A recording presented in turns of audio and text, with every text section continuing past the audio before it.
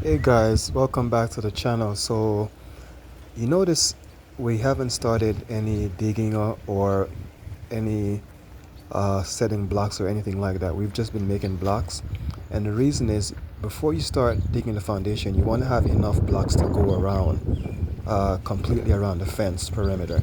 So these are the blocks that we've done so far. I would say it's over 1,000 blocks. The ratio is 25 per bag of cement. Okay, so what that means is you're gonna get a strong block. Yes, I know, generally speaking, it's 30 to 35 blocks per bag of cement, but you want the fence or whatever you're building to last for a long time. So we reduce the amount of blocks per bag of cement. It's gonna cost a little bit extra, but it will serve you for a longer time.